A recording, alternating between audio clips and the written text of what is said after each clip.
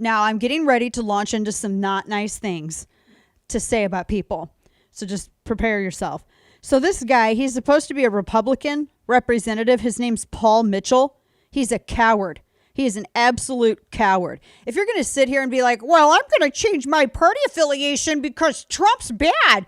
Great job waiting until after the election, genius, until you're retiring, you're leaving your seat. What a flex of courage. Wow, we could all learn from you.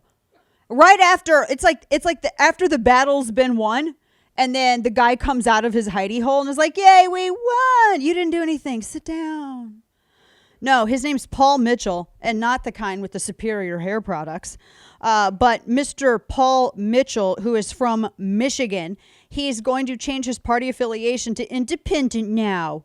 And he said it's because Trump, his refusal to concede the 2020 presidential election and more, which I don't know that there was ever. I think that that's like I take exception to the phrasing of that. I don't know that that was ever not wanting to concede an election. More so it was, can we make sure that this was, I don't know, there's a lot of evidence of some fraud and irregularity in a number of key areas. Can we maybe pause everything and audit this properly so we can make sure that everything is valid? That is significantly different than refusing to concede. But sometimes I think that, not just because they have an R after their name does not mean that they come prepared with brain cells.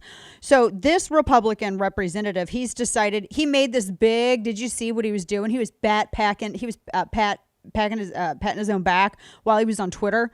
And he said, look at me, everyone. He was thirsty for attention yesterday. Paul Mitchell was super thirsty.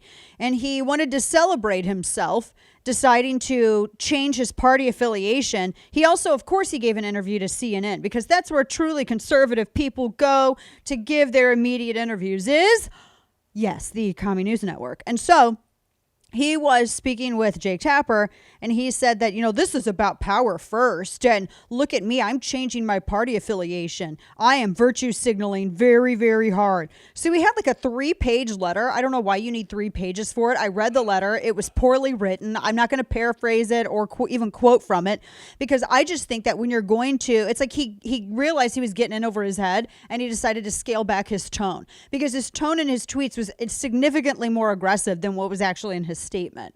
And so he puts this statement out. But what is it? I mean, the guy's retiring. He waits until after the election when he can't be hurt. He can't be blamed for hurting anything else. And then he decides to do this massive, this poser stunt.